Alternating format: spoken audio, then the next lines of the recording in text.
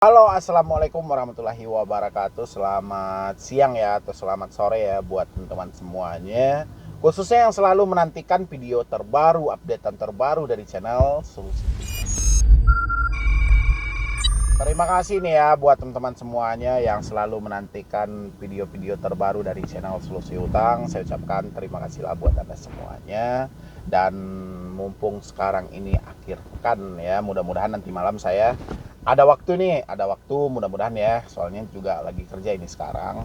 Jadi mudah-mudahan saya ada waktu dan saya sempatkan untuk berdiskusi bareng dengan teman-teman semuanya, terutama menjawab keraguan demi keraguan dari teman-teman itu. Dan juga saya ucapkan mohon maaf yang sebesar-besarnya karena beberapa hari ini mungkin beberapa chatan dari teman-teman itu belum direspon karena memang banyak banget gitu loh ya. Sampai saya pun juga bingung, 2 tahun saya ada di YouTube, baru kali ini tim saya kewalahan menjawab pertanyaan demi pertanyaan dari teman-teman itu. Dan ini beberapa hari yang lalu sampai sekarang pun belum direspon karena memang yang terdahulu itu masih banyak.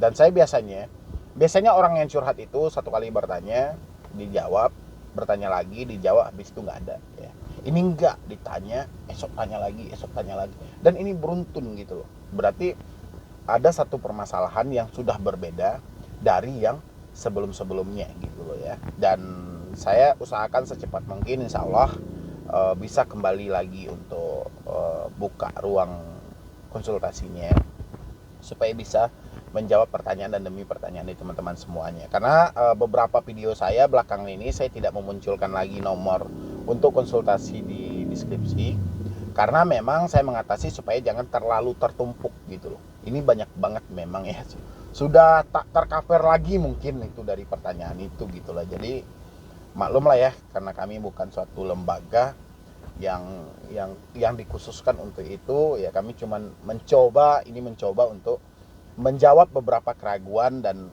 pertanyaan demi pertanyaan dari teman-teman. Terima kasih ya. Juga saya ucapkan buat yang baru hadir, yang baru bergabung juga ya di channel Solusi Utang. Saya yakin juga Anda juga inginin juga itu untuk konsultasi. Kenapa ini tidak direspon? Kenapa ini tidak dijawab? Dan makanya saya sampaikan dulu, itu lagi tertumpuk dan banjir banget ya.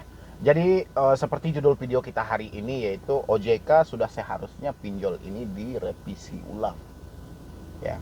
Kenapa saya bilangin seperti itu? Ini sudah banyak nyawa demi nyawa melayang cuman gara-gara teroran dan intimidasi dari debt collector ya.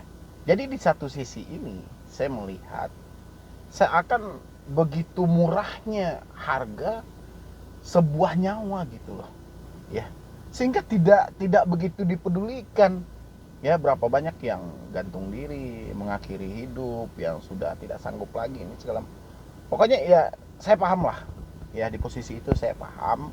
Dan makanya saya sampaikan OJK sudah seharusnya pinjol ini direvisi ulang atau ditinjau kembali ya. Tapi sebelum saya lanjut untuk membahas ini, silahkan supportannya untuk channel ini, mudah-mudahan sampai 1 juta subscriber. Menghayal nggak ya? Tapi nggak menghayal lah. Saya pinjaman online ini, baik itu yang sudah dilegalkan, yang sudah dikeluarkan sertifikasinya ataupun izinnya, ataupun yang masih sebatas terdaftar ya. Karena di sini ya bukan dari pinjol ilegal saja yang menyerang dari suatu si debetur, tapi dari pinjol legal pun juga banyak ya. Jadi ini sudah seharusnya untuk ditinjau kembali, diperbaharui kembali gitu loh, supaya ini kita bisa memunculkan suatu layanan demi layanan yang berkualitas dan bermanfaat buat orang banyak gitu loh ya. Jadi ini makanya saya bilangin seperti itu, nyawa demi nyawa pun juga sudah mulai banyak yang hilang ya. Dan intimidasi, keluar dari pekerjaan, berpisah, dan banyak lagi ya, permasalahan demi permasalahan. Dan baru-baru ini yang terjadi di daerah Jawa Timur ya, Jawa Timur, di daerah mana itu ya, Tulung Agung ya, Tulung Agung, Jawa Timur. Dan di sini polisi juga menyimpulkan ini real mengakhiri hidupnya karena depresi akibat dari pinjaman online. Ya, apa kita nggak kasihan? Ya, apa kita nggak tersentuh gitu loh? Cuma gara-gara hutang 5 juta, ya taruhlah 5 juta, 2 juta, 3 juta. Ini pokoknya nominal nggak ada yang besar sih, kalau menurut saya nggak ada yang besar ya. Menjadi besarnya itu biasanya cuma gali lubang tutup lubang. Tapi teroran yang tidak henti-henti, yang menyebabkan akal sehat dari mereka itu terhenti juga gitu loh. Mereka sudah mentok gitu loh, nggak tahu lagi gitu loh, panas dingin, menerima suatu ancaman panas dingin, menerima suatu teroran langsung kayak mana detak jantungnya, sehingga pun darahnya pun juga entah berhenti mengalir, entah kayak mana saya juga nggak tahu ya. Tapi yang jelas saya paham banget kayak mana rasanya kita diteror, kita diintimidasi. Ya memang serba nggak enak gitu loh ya. Kita belum makan dari pagi pun sampai jam 5 sore pun rasanya kenyang aja gitu. Begitulah hebatnya kalau kita lagi berada dalam satu permasalahan pinjaman online ini ya. Jadi yang baru-baru itu terjadi ya sekitaran 24 Juni kemarin ya, itu terjadinya pengakhiran hidup gitu ya. Jadi makanya saya sampaikan di sini oleh OJK, ini nggak bisa permasalahan ini kita anggap sepele, kita anggap enteng. Cuman diserahkan misalnya, yaudahlah pinjol ilegal itu sudah ada tim Satgas Waspada Investasi. Memang benar, benar. Tim Satgas Waspada Investasi berusaha untuk kayak mana memblokir demi memblokir dari pinjaman online ini ya. Tapi ada yang lebih ngeri lagi ya, permainan terselubung, permainan tersembunyi, permainan yang tidak terlihat yang dilakukan oleh pinjol legal ya. Makanya saya bilangin, OJK tolong tinjau ulang lagi ini. Semua pinjol-pinjol yang telah dikeluarkan izinnya itu benar-benar sehat atau tidak, benar-benar real atau mengikuti peraturan yang ada dari OJK atau tidak. Jangan hanya dipintas dari penerapan bunga, penerapan denda. Jangan itu. Bagaimana dengan penagihan ini? Ketika ada suatu debitur yang telat bayar, dari pihak pinjol legal ini mengkuasakan ke pihak ketiga mereka dari PT apa ini untuk menagih orang ini. OJK harus tahu itu dulu gitu loh. Ya. Misalnya ini PT ini, PT ini riwayat mereka gimana? Dari PT itu cara jam terbang mereka seperti apa? Itu OJK juga harus tahu. Ya.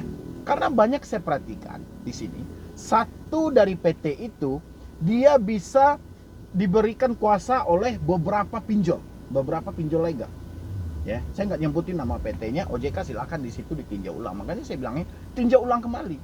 Kalau memang denda dan bunganya sudah sesuai dengan aturan dari OJK, bagaimana dengan pola penagihannya? Ya, karena saya melihat ciri-ciri yang dikeluarkan oleh OJK ketika ada penagihan tidak beretika. Itu masih kita sebut dengan pinjol ilegal. Dan bagaimana hari ini pinjol legal pun juga menggunakan hal yang sama, karena kita tidak tahu mereka ini dari pihak ketiga mereka ini dari PT apa, kita nggak tahu, dan mereka juga melakukan penagihan tidak beretika. Apakah bisa kita memvonis itu juga pinjol ilegal? Ya. Jadi ini dari OJK saya mintain ya, atau saya mewakili ribuan suara lah, yang terutama yang ada di channel saya aja, itu tolong direvisi ulang, kalau bisa direvisi ulang, kalau enggak dikeluarkan dulu semuanya ya. Kita bukan menghancurkan suatu usaha orang, tidak, tapi dikeluarkan dulu semuanya, satu-satu kita nilai, masukin lagi yang layak, satu-satu masukin lagi yang layak. Karena saya lihatin makin kesini visi misi untuk mengeluarkan izin dari pinjol pun sudah semakin kacau gitu loh ya. Kalau di awal mungkin OJK beralasan supaya semua masyarakat Indonesia bisa mendapatkan hak-hak mereka, baik itu untuk modal dari usaha, pinjaman yang tidak terjangkau oleh bank-bank konvensional yang tidak bisa diberikan oleh bank-bank lokal kita, ya mungkin dengan pinjaman online bisa. Oke. Ya, bagus memang. Tujuan awalnya supaya sama rata semuanya. Tapi makin kesini tujuan itu makin hilang. Ya, seakan di sini kita sedang dikuasai oleh mafia gitu loh. Ya, bukan untuk suatu yang bermanfaat lagi. Kita ini kan bermanfaat bagi masyarakat, bermanfaat bagi pengusaha pinjol. Tapi ini cuman bermanfaatnya aja itu cuman buat mafia pinjol. Ya, atau buat perusahaan pinjol itu aja, tidak bermanfaat buat masyarakat, dan ini perlu dikaji ulang gitu loh. Ya. ini perlu dibicarakan lagi karena ini masalah mungkin saat ini lagi viral-viralnya ya, karena beberapa pihak juga sudah melirik ke pinjaman online, baik itu dari artis, dari pemuka tokoh publik ternama pun juga sudah mulai melirik ke sini. Jadi makin ke sini dia makin besar. Jadi alangkah baiknya kalau menurut saya OJK meninjau ulang, ya, ditinjau ulang kembali. Mana sih, saya yakin itu laporan demi laporan masuk, ya. Dan laporan ini sudah seharusnya ditelusuri oleh OJK. Jangan pilih-pilih gitu loh. Laporan yang masuk, ya, dikaji dulu. Misalnya ada debitur yang mengaduin bahwa ini pinjolnya pinjol legal. OJK konfirmasi misalnya ke pihak pinjol. Pihak pinjol menyatakan, oh itu bukan kami. Alangkah baiknya OJK menyelidiki dulu, ya. Jangan hanya dapat laporan dari debitur, habis itu dapat jawaban dari kreditur, OJK berhenti, tapi diselidiki. Ini ada apa? Ya, karena biasanya kalau tidak ada api, tidak mungkin ada asap. Ya, kalau tidak orang itu yang memulai, tidak mungkin orang akan melaporkan. Itu poinnya, ya. Dan mudah-mudahan yang saya sampaikan hari ini itu bisa sampai ke otoritas jasa keuangan untuk dikaji ulang ini gitu loh. Karena saya perhatikan makin kesini OJK makin gampang itu untuk mendaftarkan pinjol, mengeluarkan izin pinjol. Apakah ini sudah benar-benar melalui tahap demi tahap yang seharusnya dilalui oleh pinjol ini, atau hanya sebatas kayak mana lah gitu ya. Jadi silakan buat OJK, mudah-mudahan ini video ini bisa tembus sampai ke otoritas jasa keuangan. Buat teman-teman semuanya dibantu juga untuk di-share supaya semua pihak pun juga melirik, karena ini saya perhatikan makin kesini makin banyak orang yang mengakhiri hidup ini segala, pokoknya banyak lagi permasalahan yang mencakup di belakangnya itu pinjaman online, ya. Dan buat teman-teman semuanya yang sudah terjebak di pinjaman online, tolong bagikan juga informasi ini kepada orang sekitar Anda. Kalaupun Anda mempunyai media sosial, tolong di-share juga video ini ke media sosial Anda, supaya orang-orang yang belum tahu tentang pinjaman online, mereka bisa mencerna sebelum mereka terjun ke dunia itu, ya. Jadi saya harapkan juga untuk kerjasamanya, jangan kita hanya mengandalkan satu instansi atau ke pemerintah saja, tapi dari diri kita juga harus mulai bekerja, ya. Mungkin dari saya cuma itu aja, terlebih dan terkurangnya saya mohon maaf.